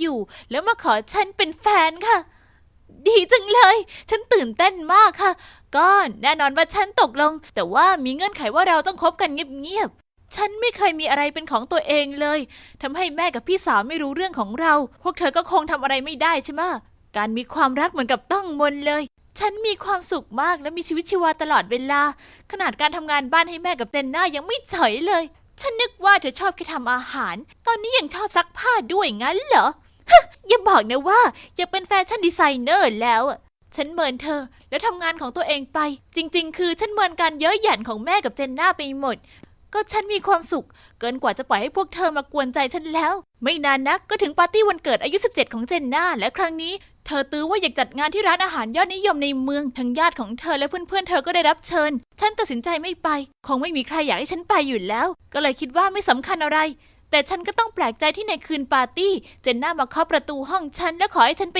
งานนะแอกเนสฉันอยากให้เธออยู่ในวันสำคัญของฉันนี่ขาดเธอไปคงไม่เหมือนเดิมแล้วเธอก็ส่งถุงให้และออกไปฉันเปิดดูและข้างในก็คือชุดเดรสที่สวยสุดๆเลยโอเคก็แปลกที่เจนน่าทำดีกับฉันแต่ต้องยอมรับเลยว่าการเป็นที่ต้องการสักครั้งมันดีนะก็ฉันเลยไปงานเต้นรำแล้วโอ้โหปาร์ตี้มันเวอร์วังมากแบบว่ามีทั้งป้ายลูกโป่งบูธทั้งบูธที่ไว้วางของขวัญเมนูที่เสิร์ฟแต่ละเมนูมีแต่ของชอบของเจนน่าฉันจิบเครื่องดื่มอยู่แบบรู้สึกเกรงๆแล้วเจนน่าก็ประกาศขึ้นไงทุกคนขอบคุณมากเลยนะที่มาปาร์ตี้วันเกิดอายุ17ของฉันนะตอนนี้มีแขกที่ฉันอยากจะพามาแนะนำให้กับทุกคนได้รู้จักแฟนใหม่ของฉันค่ะรอยฉันยืนมองด้วยความผวาเพราะว่ารอยเดินออกมากลางฝูงชนแล้วปล่อยให้เจนน่าเกาะแขนเขาเอาไว้อะไรกันทำไมแฟนของฉันถึงได้ไปอยู่กับพี่สาวของฉันล่ะฉันจ้องตรงไปที่เขาแต่เขาก็ไม่สบตาฉันเลยนี่มันแย่ที่สุดฉันรู้สึกหายใจไม่ออกฉันแตกตื่นและวิ่งออกมาสูดอากาศทุกอย่างของเธออีกเดี๋ยวก็จะเป็นของฉันไม่ว่าเธอจะปิดบังสักเท่าไหร่ฉันหันไปก็เจอเจนน่ายืนรอยยิ้มร้ายผุดบนใบหน้าเธอนี่มันไร้อย่างอายขนาดนี้ได้ยังไงฉันผลักเธอออกแล้วก็ไปหาแม่เธอกำลังตวาดพนักงานที่ยกเครื่องดื่มมาเพิ่มฉันไปหาท่านแล้วเล่าว่าเจนน่าทำอะไรและฉันเสียใจขนาดไหนหยุดโวยวายเรื่องมากจะได้ไหมเจนน่าเป็นพี่สาวนี่ใจกับพี่เขาหน่อยก็ได้นี่อีกอย่างนะรอยเขาเหมาะกับเจนน่ามากกว่าเธอนะแอกเนสพอกันทีหนูทนกับครอบครัวเห็นแก่ตัวแบบนี้ไม่ไหวแล้วหนูจะไปเหรอก็ไปสิใส่หัวออกไปเหมือนกับพ่อไม่เอาไหนของหล่อนเลยคืนนั้นฉันไปที่บ้านของรูธพร้อมกับกระเป๋าใส่ข้าวของส่วนตัวและน้ำตานองหน้าแต่ฉันรู้ว่าอยู่ได้แค่ชั่วคราวฉะนั้นฉันต้องหาที่อยู่อื่นด้วยในที่สุดฉันก็ไปสมัครเป็นแคชเชียร์ที่ร้านของชำในปั๊มน้ำมัน24 ชั่วโมงแห่งหนึ่งก็อย่างน้อยก็ยังมีที่พักคืนนึงมีคนเมาเข้ามาเขาดูไม่ดีเท่าไหร่อะไรทำให้เขาสดชื่นได้กว่าอาหารอร่อยๆกันล่ะนะในตอนนั้นร้านเงียบอยู่ฉันเลยเอาวัตถุดิบที่มีและใช้ทำอาหารหน้าตาน่าอร่อยให้เขาได้ลองกินขอบคุณมากเลยนะแม่หนูผมคิดคุณมีทักษะด้านอาหารนะถ้าอยากมีโอกาสที่ดีกว่านี้ก็มาหาผมนะไม่ทันที่ฉันจะได้ขอบคุณเขาก็ไปแล้วดูสิเขาเป็นเจ้าของบาร์แต่ฉันยังโตไม่พอที่จะทำงานในบาร์นะตลอดเดือนถัดมาฉันก็ต้องหัวหมุนกับทั้งโรงเรียนและการงานและโอ้โหมันเหนื่อยมากเลยแต่พอฉันขอค่าแรงเจ้านายกลับหัวเราะเยาะแล้วบอกว่าฉันแค่อายุ16และเข้าจ่ายได้น้อยกว่าชั่วโมงที่ฉันทำจริงอีกมันไม่แฟร์เลยฉันทำงานสายตัวแทบขาดในบางกะบางทีก็เกิน12 ชั่วโมงด้วยแต่พอฉันบ่นเขาก็กลับขู่ว่าจะแจ้งความที่ฉันขโมยของในร้านโอ๊ยฉันเอาแต่อาหารที่หมดอายุที่ขายไม่ได้แล้วเท่านั้นเองฉันรู้สึกผิดหวังก็เลยลาออกแล้วก็จากมาฉันเดินเตร่อยู่ตามถนนสักพักแล้วพบว่าตัวเองมาอยู่หน้าร้านบาร์ของชายคนหนึ่ง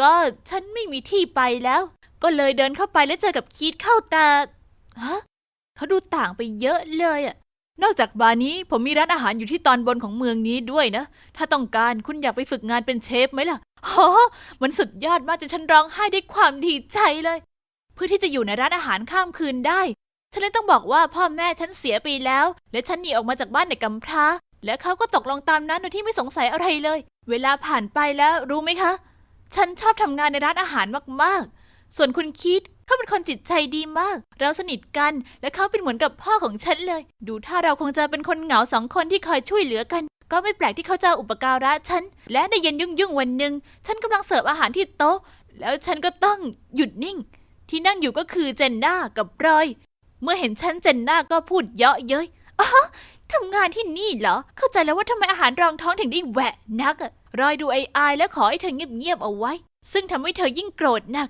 จากนั้นเมื่อเห็นว่าเกิดอะไรขึ้นอเลสเตอร์ซูเปอร์ไวเซอร์ของร้านเราก็มาปกป้องฉันนั่นทำให้เจนน่ายิ่งเดือดหนักกว่าเดิมไม่ใช่ว่าลูกค้าถูกเสมอหรือไงทำไมถึงได้ปกป้องยายโง่นี่ล่ะคุณครับที่นี่คือร้านอาหารหรูรักษามารยาทด้วยนะครับแอกเนสไม่ใช่แค่เชฟผู้มากความสามารถแต่ยังเป็นลูกของเจ้าของร้านด้วยซึ่งแปลว่าเธอก็คือนายผมจึงมีสิทธิ์ปกป้องผู้มีตำแหน่งสูงกว่าเจนน่ากรอกตาใส่ฉันแล้วก็เดินออกไปด้วยความโกรธโดยที่ไม่ลืมตอบกลับคอยดูเถอะแอกเนสแล้วพอเห็นฉันหมองอเล็กซ์เตอร์ก็ชวนฉันไปกินไอศครีมหลังเลิกงานคิดให้เราไปอย่างยินดีแล้วบอกว่าเดี๋ยวเขาอยู่ปิดร้านเองระหว่างฉันกำลังเลียไอศครีมฉันก็เห็นรอบตัวคนตะโกนร้องไฟไหม้ไฟไหม้ฉันก็เลยจูงมืออเล็กซ์เตอร์แล้วก็วิ่งตามพวกเขาไปเมื่อเห็นกองเพลิงในสายตาใจฉันก็หล่นวูบเมื่อเห็นว่ามันมาจากไหนมาจากร้านอาหารเหรอไม่นะคิดเขายังอยู่ข้างในฉันไม่รอช้ารีบวิ่งตามไปหาในนั้นมีควันเยอะมากๆแล้วก็มองอะไรไม่เห็นเลยแต่ฉันก็ยอมแพ้ไม่ได้ทันใดนั้นฉันเริ่มมึนหัวแล้วก็หน้ามืดจากนั้นก็มีแขนมาจับฉันแล้วก็ดึงออกมาอเลสเตอร์นั่นเองแล้วที่ยืนข้างๆฉันคือคิดไม่กี่วันต่อมาตำรวจก็โทรหาคิดพวกเขาเจอผู้ต้องสงสัยที่วางเพลิงแล้วทันทีที่ฉันเข้าไปในสถานีตำรวจฉันก็ไม่อยากเชื่อเลยเจนน่านั่นเองแต่ที่แปลกใจหนักกว่านั้นคือเมื่อคิดเห็นแม่ฉันทั้งคู่ก็ซีดหนักแล้วก็มองกันอย่างตกใจฮะนี่รู้จักกันเหรอก็ใช่แล้วปรากฏว่าคิดคือพ่อแท้ๆของฉันกับเจนน่าตอนที่พ่อยังหนุ่มเขายังสร้างตัวไม่ได้แล้วก็ใช้เวลาอยู่แต่ในห้องครัวทั้งวันทำให้เขาโดนแม่ฉันต่อว่าและดุด่าอยู่เป็นประจำ No! Now take your stinking money and get off my ship! It really wasn't our day. He was the fifth guy to reject us already. No one seemed to want to go to that island. Oh.Hi there, Julia here. It's been 2 years since my dad strangely vanished into thin air while on a business trip. He just disappeared. But even when the authorities confirmed he'd passed away, I couldn't shake off the feeling that he was still alive somewhere out there. So I've still been looking for him ever since. In fact, just a few days ago, I found a clue. You see, I'm studying at the Archaeological Institute.where I happened to find an ancient map of some treasure hidden on a deserted island. Sounds wild, right? Well, it gets crazier. Right at the exact spot where the treasure was marked on the map was a symbol of a swallow, my dad's signature swallow, and his initials RC were written there too. Could it be? There was no time to waste. So that's how I ended up here in a fishing village close to that island with my best friend Lily.She's tagged along because she was so worried about me going alone, which was sweet of her. You see, there was a rumor among the locals that the island was cursed. Apparently, anyone who dared to venture there disappeared without a trace. That's why it's named the Lost Isle. But there was one ship that had returned from there intact, Captain Black Bill's. On returning, he told the locals that surrounding the Lost Isle were reefs with super fast currents.So most ships ended up shipwrecked. The souls of those who died there were trapped years after years and became wicked spirits guarding the island from strangers. But fortunately for Black Bill, he happened to have a charm of the goddess Amphitrite to protect him from all the storms at sea. And it actually worked. Anyway, Lily and I decided he was the man for the job, so we went to the local pub to find him. Give me another rum and coke, will ya?He said between hiccups. The man was already drunk. I then asked him if he could take us to the island, but the barman chimed in. Oh, come on. Only fools dare to go near the Lost Isle. But isn't it safe to go with Black Bill? I heard he's protected by a goddess or something. That's right. Black Bill suddenly raised his voice. But the charm only works when you're out at sea. Stepping onto that island is another matter.Besides, the spirits guarding that island are terrifying. I'm not insane enough to go back there. So the answer is no! I wasn't about to give up, though. How much do you want?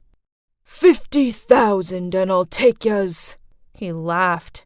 His words left us dumbfounded. Let's just go home. This was a waste of time. He's obviously trying to steal our money. 50 grand? Where on earth could we find that amount of money? But I'm so close to my dad now. I can feel it. I can't give up halfway. Suddenly, I had an idea. Actually, we wanted to go to the island to find an ancient treasure that's worth way more than $50,000. If you take us, we'll split the treasure. What do you say? Ha! How do I know you're not bluffing? He said. So I showed him the map. It took him a few minutes, but eventually he shook my hand and the deal was set. Then he said we needed to set off as soon as possible. Otherwise, other people would try and beat us to the treasure. So, early the next day, we boarded his ship, the Siren. And I'm not gonna lie, we were both pretty scared. The other sailors were quite rough, and only one of them stood out as he smiled brightly at us. He then came over and offered to help carry our luggage. He was just so sweet compared to the others. What's so funny? I'm Skylar, by the way. Oh, nothing. It's just, you don't really seem like you belong here. Well, I don't have much choice. My dad's the captain. They're related? But he seemed nothing like Black Bill. He could clearly see I was surprised as he said, Everyone reacts like that. It's true. I don't look much like him, do I? Ahem. I turned around, realizing Lily was just standing there waiting for us. She had a smirk on her face and wouldn't quit teasing me as Skylar led us to our room. Since when did you change your type to sailor boys? I just shook my head, laughing. I mean, he was cute, but that wasn't the point of the trip. We settled in, but that night I couldn't sleep at all. I decided to go up on deck for some stargazing. It was eerily quiet out there, but I suddenly heard a sound coming from the other side of the ship. I quickly went to see and found Skylar leaning on the rail. He's probably having trouble falling asleep too. So we ended up chatting all night, and I told him why I had to get to the Lost Isle. He looked me in the eyes and said, I'm sure you'll find your dad. I know you can do it. He seemed so sincere and warm. It actually made my heart skip a beat. By noon the next day, we had reached the island, and it was just as terrifying as Black Bill had said it would be. Rows and rows of jagged rocks rising out of the sea, with the waves crashing so high, I thought we'd be shipwrecked in a second. The ship was shaking so violently, I really didn't think we'd make it. But we did. After almost colliding with the rocks a few times, we eventually made it through, and I've never been happier to see land before. However, there were still many challenges ahead. The first night on the island, I was curled up in my tent when a sound of footsteps coming from outside woke me up.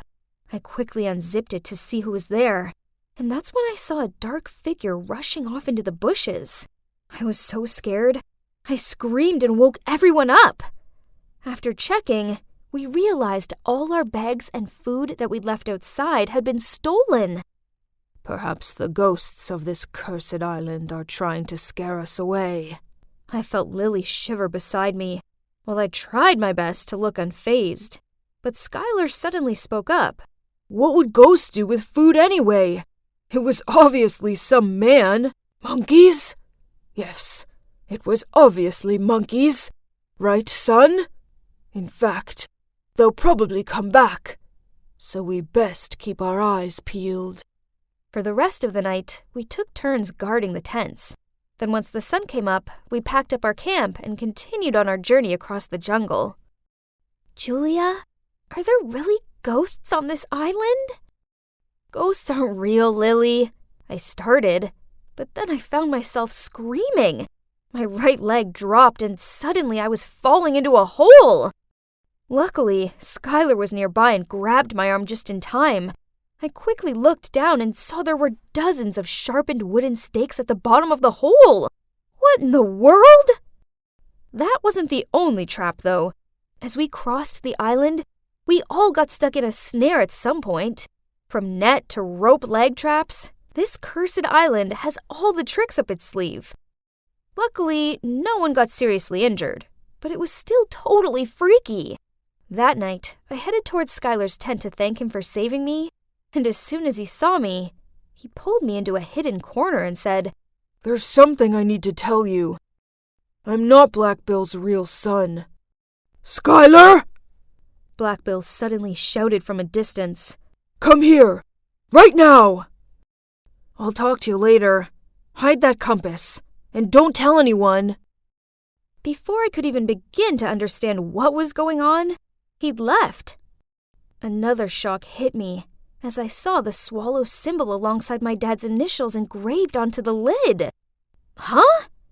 How did he get this? Did Skylar know my dad? A billion questions flooded my mind, but by then, Skylar had already gone guarding the campsite with his dad. The next morning, after basically no sleep, I decided I had to find Skylar and get some answers. As I was looking around for him, a group of strangers landed from the trees. They were like some sort of jungle people, with bushy hair and beards and wore raggedy clothing. They surrounded our camp and started threatening us. I was so scared, I couldn't move a muscle. "Julia! Lily! Run!" Skylar screamed, and I managed to snap out of it. I grabbed my bag in Lily's hand and ran after him and Black Bill. We eventually found a cave and took shelter there. It was hidden deep in the trees, and we prayed they wouldn't find us. We then only came out when we were sure they were gone. I asked if we should go find the rest of the crew, but Black Bill ignored my question and only had his mind on the treasure. Ugh! He was willing to leave his crew behind. What a cold-blooded man! And yet, I had no other choice but to continue the search. I couldn't risk being caught by those barbarians. I needed to find my dad. So I reluctantly pulled the map out, and we followed the directions. It led us to a stone temple in the middle of the island. One by one, we entered and went deep inside. Suddenly, Black Bill screamed. An arrow flew past him, just missing his cheek. Terrified, he turned pale, clutching his chest. "Your treasure better be worth all of this, or else." We continued on and saw a door. That's it! The treasure is behind this! Black Bill ran forward, throwing himself against the door. His patience was definitely wearing thin. While he worked on getting the door open, I looked around for more clues about my dad. Suddenly, I turned around to see Black Bill falling on his knees. He'd managed to open the door, but inside was just a room full of dusty, chipped, cobweb-covered vases. "You tricked me! I risked my life to come to this hole of an island for nothing!" Black Bill then swooped over to grab me. I struggled to get away from him. He was squeezing my neck so tight, I couldn't breathe. I looked to Skylar pleading for help, and he tried to calm Black Bill down. "Oh, shut up! And you! Bring all your stuff over here, or this friend of yours will be in big trouble." Trembling, Lily did as he said, begging him to spare me, but he only gave her a threatening look while tightening his arms around my neck. He signaled for Skylar to come get his things. "No! Let her go!" "Oh, little Sky, did you forget about your mummy and daddy? You don't want them to get hurt, do you?